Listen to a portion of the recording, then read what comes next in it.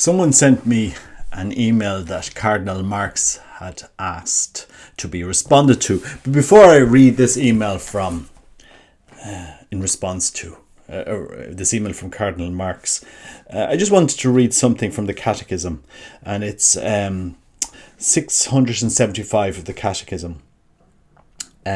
Before Christ's second coming, the Church must pass through a final trial that will shake the faith of many believers. The persecution that accompanies her pilgrimage on earth will unveil the mystery of iniquity in a form of religious deception, offering men an apparent solution to their problems at the price of apostasy from the truth. Is that of the Antichrist, a pseudo-messianism by which man glorifies himself in place of God and his Messiah come in the flesh. So, Catechism of the Catholic Church, the updated one, the modern one, that's paragraph 675. Somebody sent me on this email today, and I was just reading through it, and I said, how did we get to this stage in the church? But I'll just walk you through the email first of all, and then I just do a little commentary on it. Dear, it's a friend of mine, I'm not going to name him. Your email dated the 5th of April 2022 reached Cardinal Marx, and he has asked me to answer you. You keep an eye on the discussion within the German Catholic Church about homosexuality, so there is no need to repeat any arguments at this point. The members of the Synodal Way are seriously discussing the matter, considering the latest scientific knowledge in order to understand the signs of the times and to make them the basis of Church's action. I understand your irritation, since Catholic doctrine, and the Catholic Catechism, by the way, for many centuries, has not tolerated homosexual acts. As you know, this is also the reason why the Catechism calls homosexual acts a sin. But this doctrine is not an infallible one. Okay. Cardinal Marx, together with a part of the German bishops, demands to change this doctrine. He does not want to lead souls to hell. On the contrary, he focuses on the primacy of love in the relationship between two people.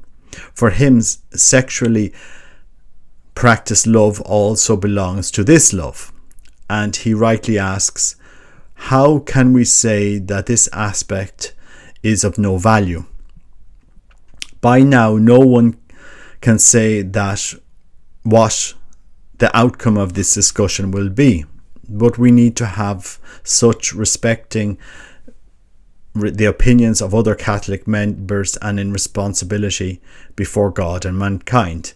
God bless you. Best regards, Ruth Huber, and she's the representative, Cardinal Marx. You can, if you look her up, she's been voicing this opinion.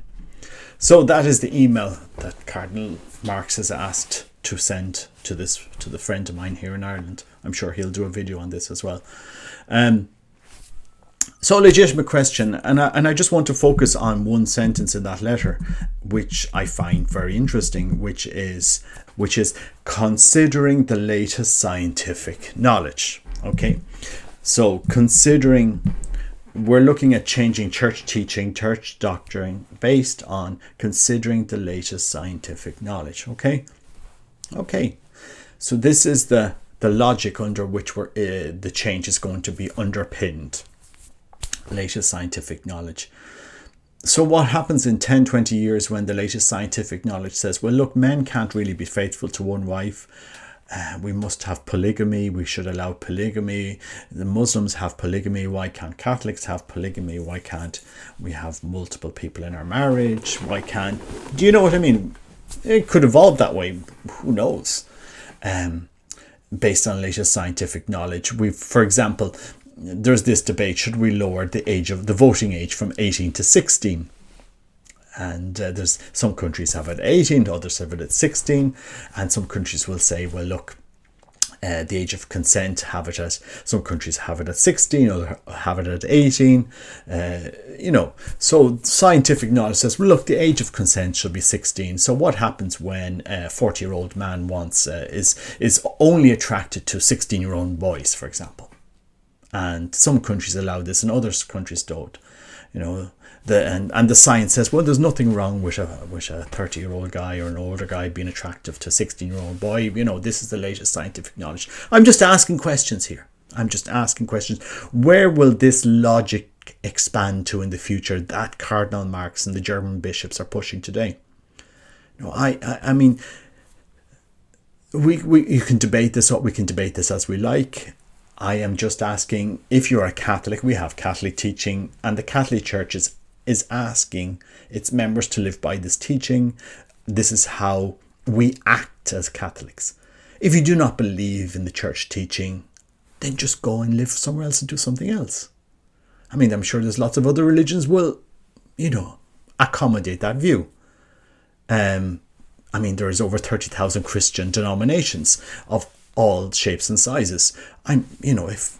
Why does the Catholic Church have to destroy what is the deposit of the faith in order to accommodate an ever-changing scientific view that seems to be changing, that will change?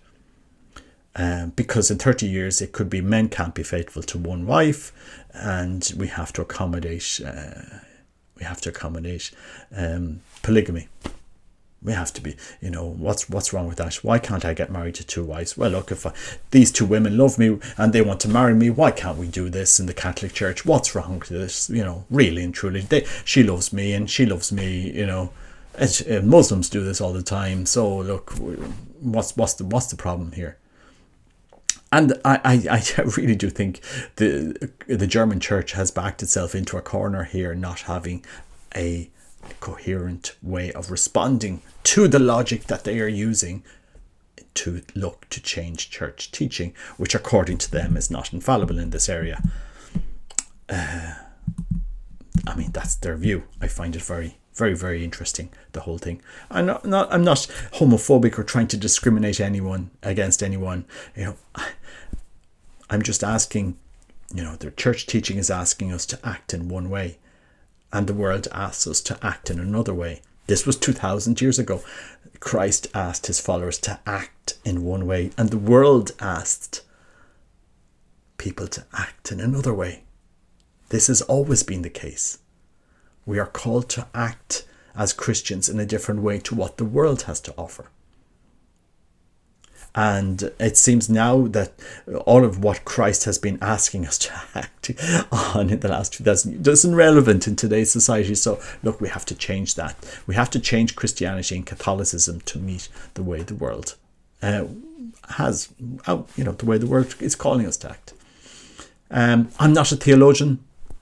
I am not an expert in this field, so I would ask greater minds to debate this, and I'm sure Cardinal Marx is one of those greater minds. There seems to be a lot of division in the church because they haven't managed to change this edition yet.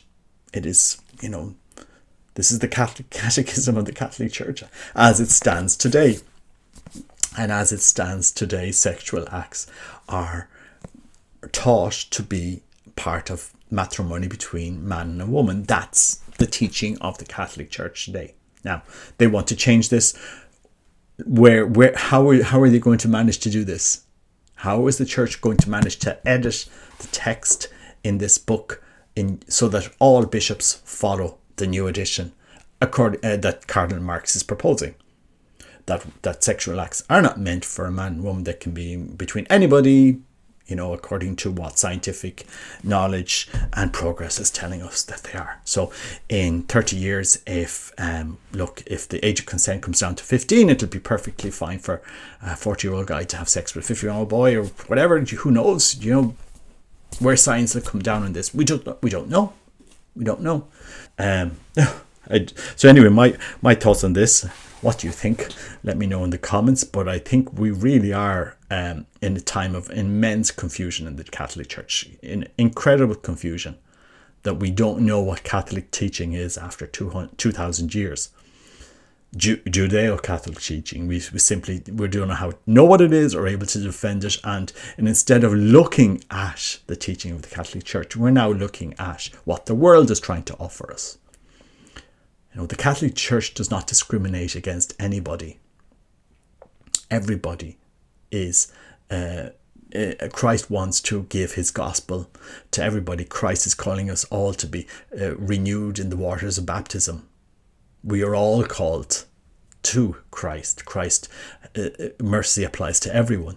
But we're called to act in a way that Christ taught us to act, which is different from the world. And that is simply the reality of the Christian faith.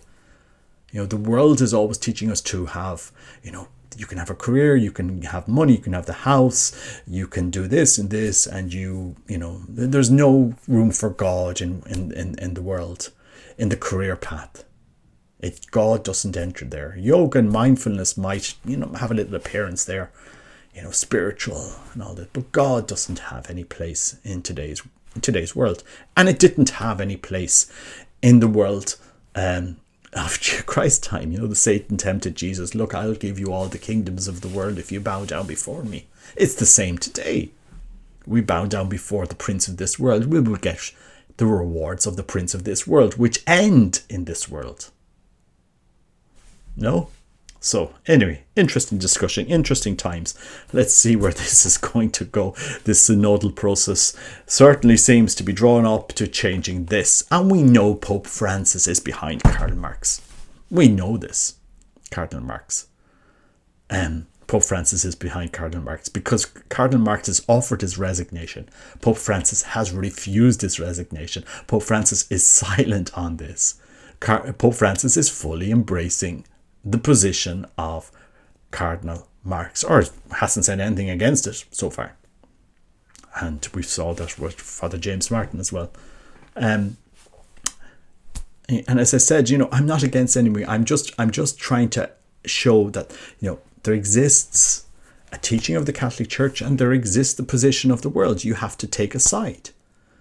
And we can have a discussion about both sides of what we can have a discussion, but at the end of the day, Christ's message is what it is, and it's not an easy message to follow. Christ asks us to change the way we act because we follow him, we follow his teaching, and the world asks us to change the way we act to follow the ways of the world. Money, power,